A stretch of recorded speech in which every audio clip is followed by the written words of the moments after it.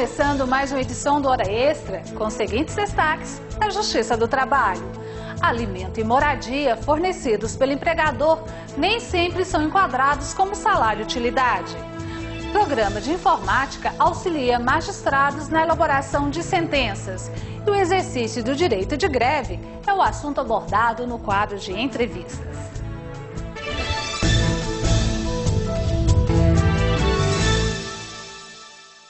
Moradia e alimentação podem ou não ser caracterizados como salário in natura. Cabe ao juiz exercer o bom senso e a razoabilidade na hora de decidir a aplicação da lei. Além do pagamento em dinheiro, a lei permite que parte do salário do empregado seja pago em alimento, moradia ou outro bem fornecido pelo empregador. É o chamado salário-utilidade.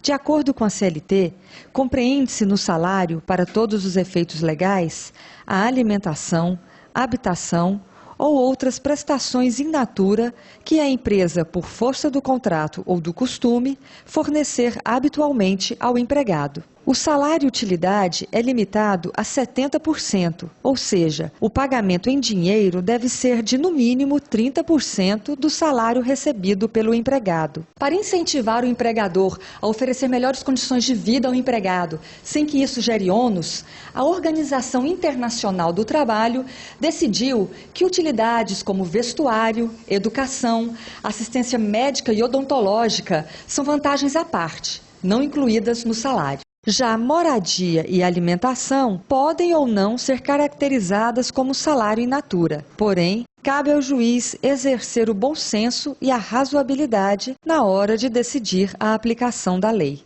O salário in natura são vantagens que o empregador concede ao trabalhador, que pode ser em uma residência. Se essas vantagens são pagas pelo empregador, se houver o requisito da habitualidade e gratuidade, ou seja, se ele fornecer todo mês e fornecer de forma gratuita, ela vai incorporar na remuneração do trabalhador e, mais uma vez, vai gerar acréscimo no pagamento de 13º, de férias, FGTS. Num país onde o déficit habitacional é enorme, como a casa pode ser considerada um salário-utilidade e incorporar ao contrato de trabalho? Como é que fica o juiz diante de uma situação dessa? Ele deve, mais uma vez, adaptar a lei ao anseio da sociedade. Deve permitir que o empregador forneça a casa sem incorporar no salário, para incentivar esse tipo de procedimento. E o magistrado, ele tem esse poder de autonomia de uma decisão assim? Ainda, o juiz, ele é visto pela sociedade como aplicador da lei, o que diz o direito. Mas nós não podemos esquecer que a lei de introdução ao Código Civil diz que o juiz deve aplicar a lei de acordo com os fins sociais a que ela se destina. Então, o juiz deve tender para a sociedade, porque esse é o anseio da sociedade. Então, excepcionalmente, deve fundamentar por que a residência não deve ser incorporada à remuneração. Porque o direito, ele é uma criação cultural do homem para servir ao homem. Então, embora o juiz deva aplicar a lei, ele deve sempre ter como destinatário o ser humano. Daí a flexibilização da residência como salário-utilidade para beneficiar o trabalhador. Magistrados conhecem o funcionamento do jus-redator, programa de informática que auxilia na redação de sentenças trabalhistas e traz celeridade ao andamento do processo. O programa Jus-Redator foi apresentado pelo juiz Denilson Bandeira Coelho, da 10ª Região, um dos idealizadores do sistema criado para facilitar o trabalho do juiz de primeiro grau na redação de decisões. Estima-se que o Jus-Redator reduz em 50% o tempo gasto na elaboração de uma sentença, com relatório, fundamentação e dispositivo. Embora tenha sido criado para ser utilizado pelo primeiro grau, o sistema Jus-Redator já está sendo usado por desembargadores e assessores dos gabinetes. Segundo o juiz Denilson Coelho, o Jus-Redator não interfere na criatividade dos magistrados, mas aproveita textos para hipóteses semelhantes, sem prejudicar a análise das provas durante a inserção dos argumentos. O Jus-Redator, na verdade, é uma ferramenta para que o juiz utilize seus textos de uma forma mais rápida.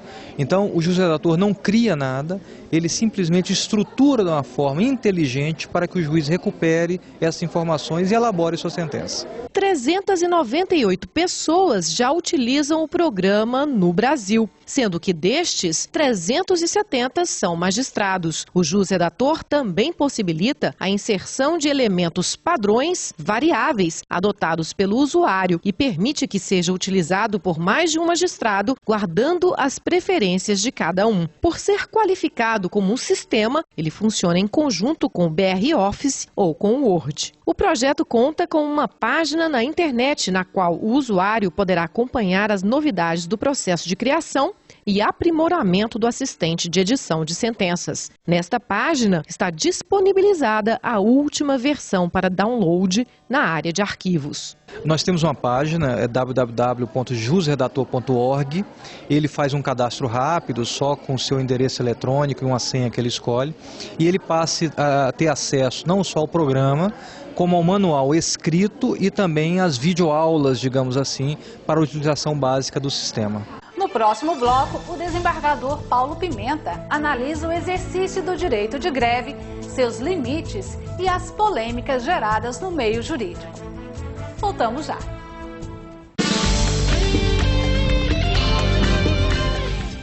De que forma podem ser concedidas férias coletivas numa empresa?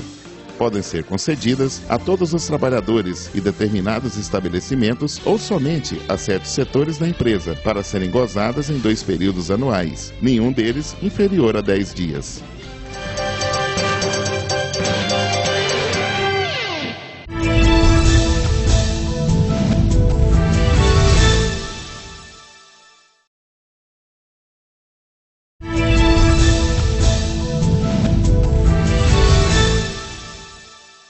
O trabalhador quer aumento salarial e melhoria nas condições de trabalho. O empregador discorda das reivindicações.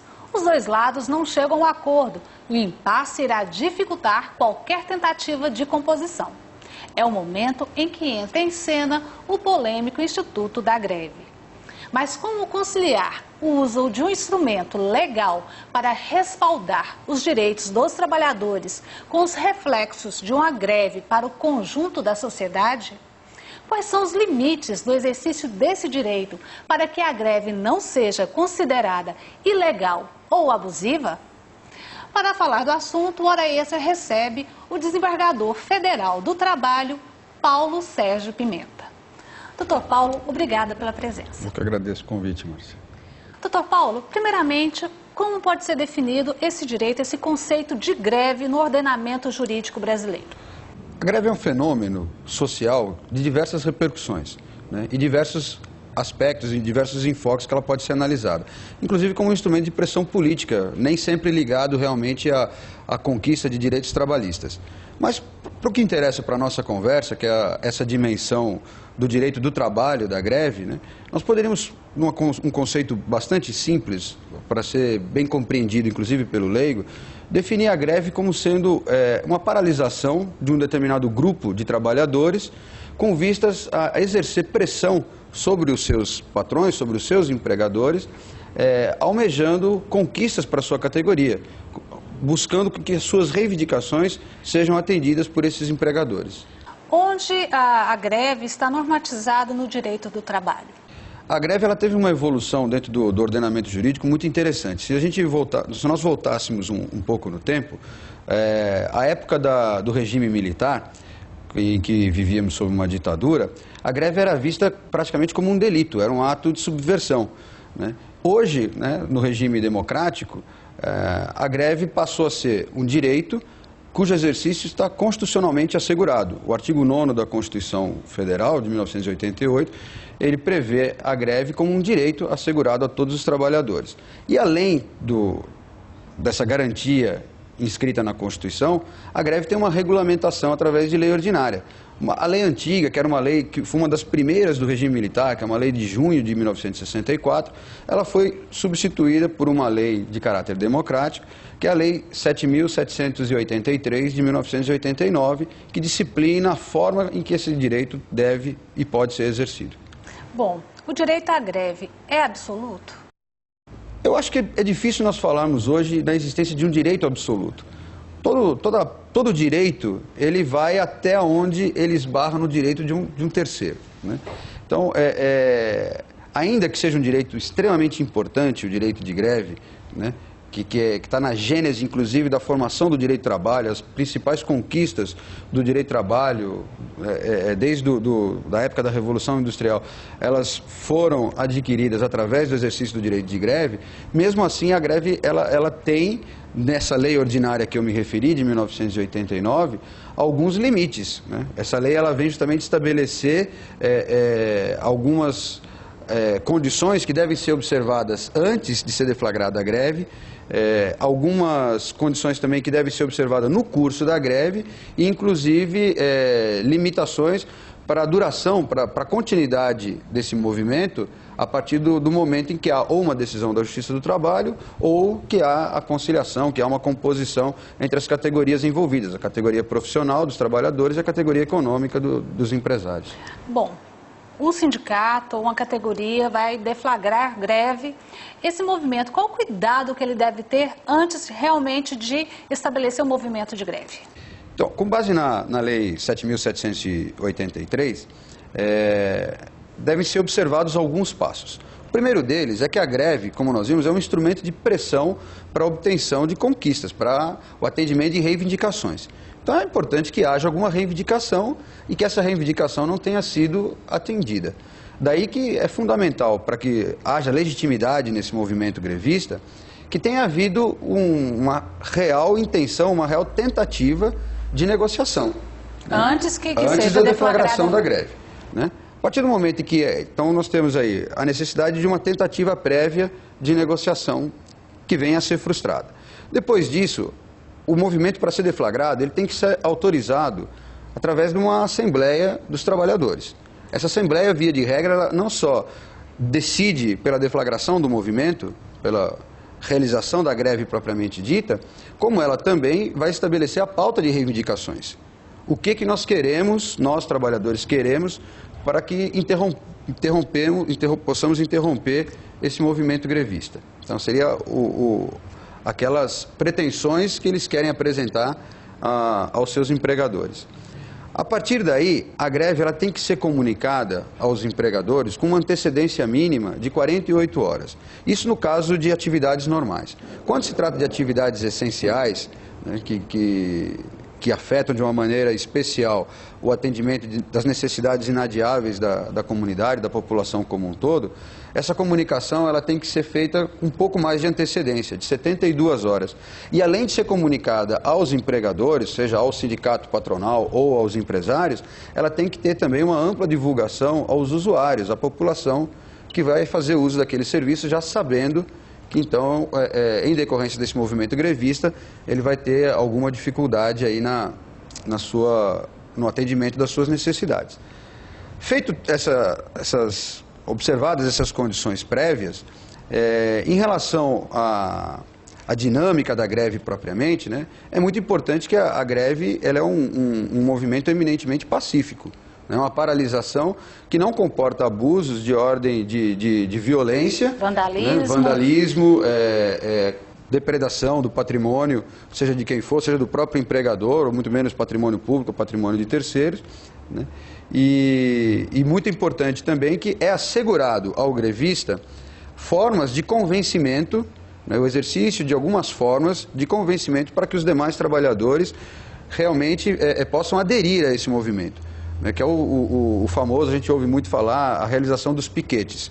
Entretanto, mesmo esses piquetes, eles têm a característica importante que eles sejam piquetes de convencimento e não piquetes violentos que impossibilitem a prestação de serviço por aqueles trabalhadores que não querem aderir. Quer dizer, a greve é um direito, não é uma obrigação.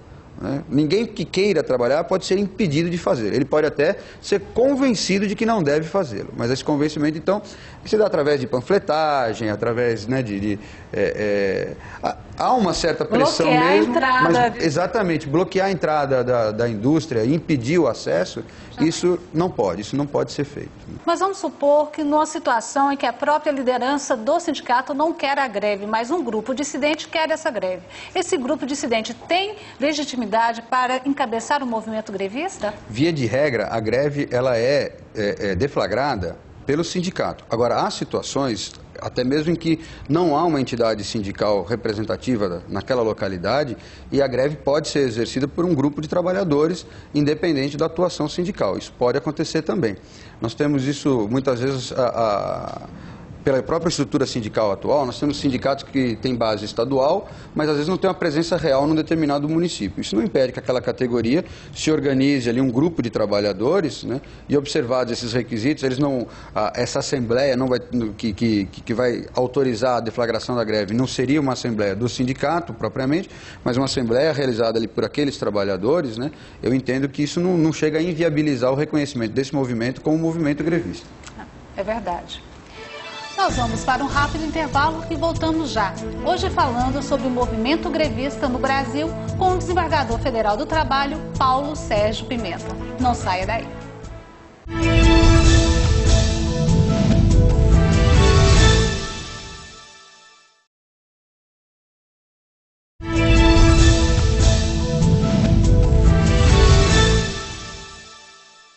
Nós estamos de volta com o nosso quadro de entrevistas, hoje falando sobre o movimento de greve no Brasil com o desembargador federal do Trabalho, Paulo Sérgio Pimenta. Doutor Paulo, a quem cabe ou a quem compete julgar os casos de greve? O primeiro grau, as varas do trabalho, ou a segunda instância, o Tribunal Regional do Trabalho? Essa sua pergunta é muito interessante, ela comporta primeiro uma distinção. Até antes da emenda constitucional 45, conhecida como a reforma do judiciário, que entrou em vigor em dezembro de 2004, nós tínhamos a seguinte situação.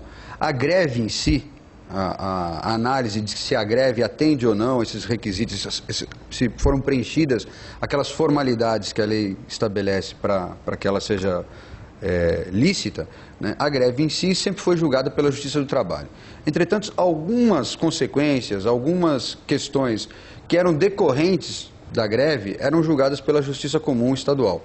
Como, por exemplo, as ações possessórias, quando durante o movimento grevista havia a invasão de estabelecimentos empresariais, né, e aquele empregador queria a retomada daquele seu patrimônio, essas ações eram discutidas na Justiça Comum.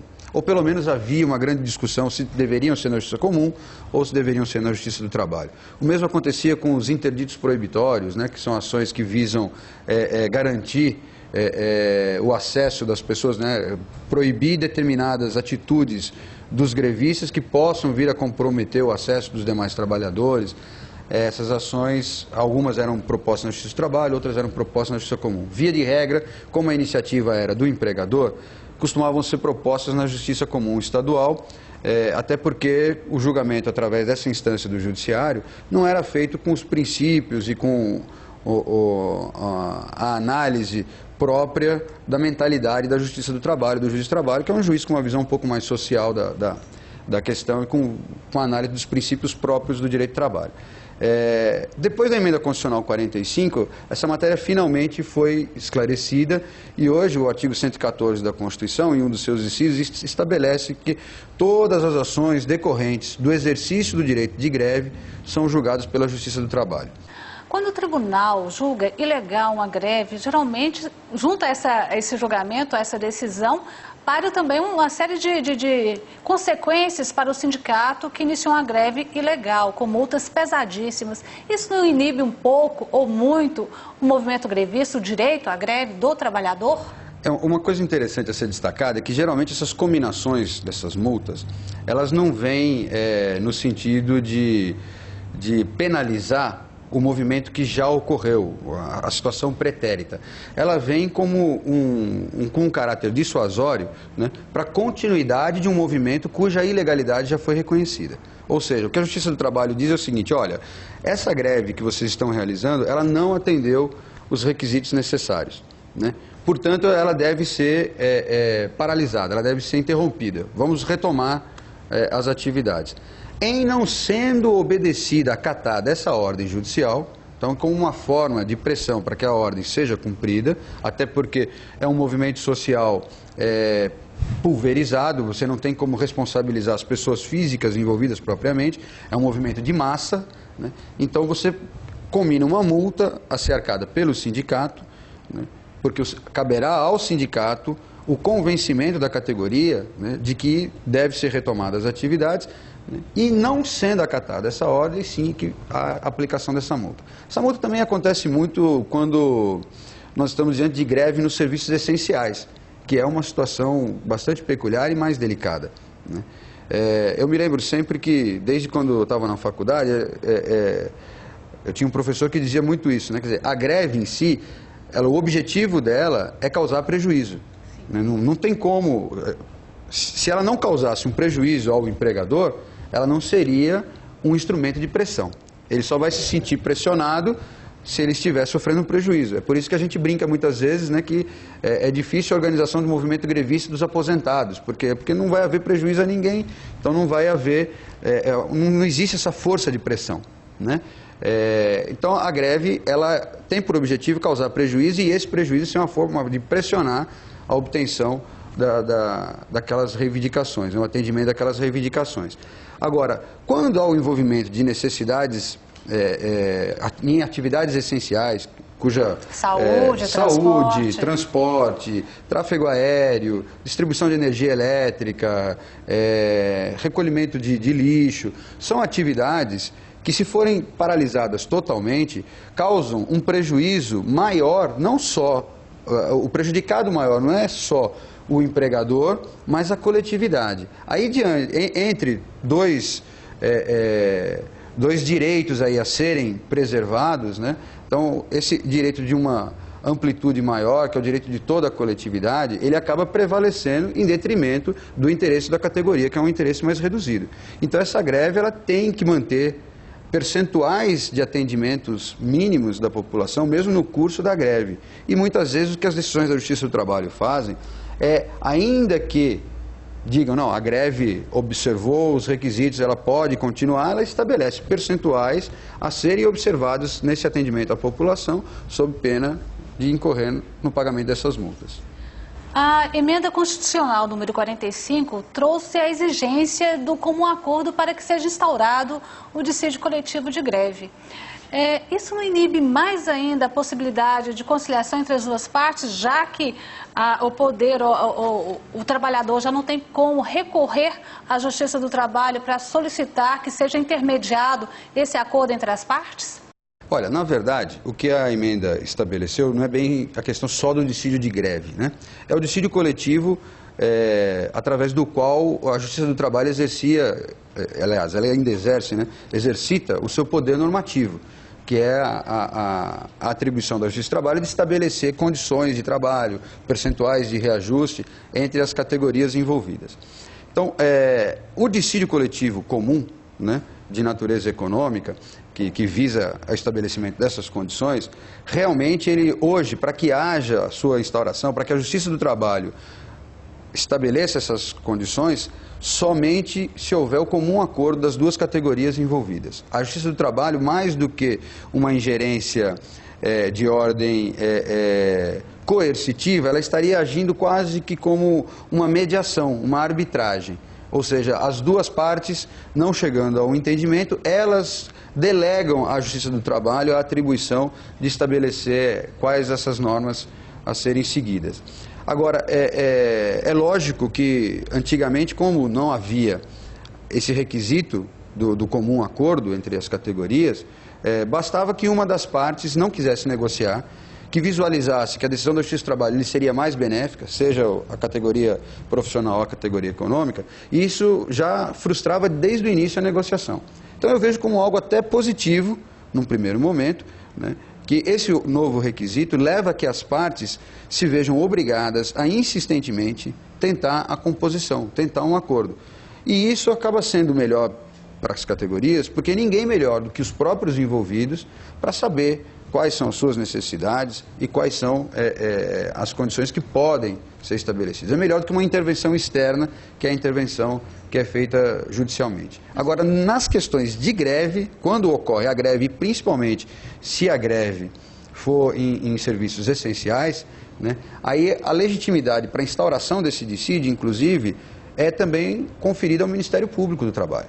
Então, o Ministério Público, diante da grave do grande risco de lesão irreparável à coletividade, o Ministério Público, na condição de protetor dessa coletividade, o Ministério Público instaura o dissídio de greve para que a Justiça do Trabalho, então, analise e faça uma mediação naquele conflito. Certo.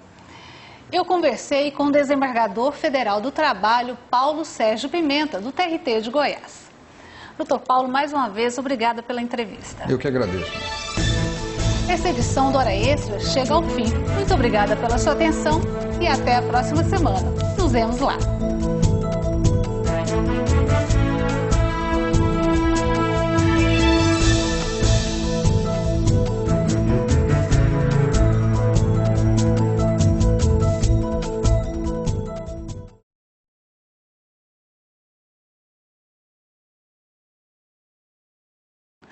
No Hora Extra desta semana, você confere os seguintes destaques.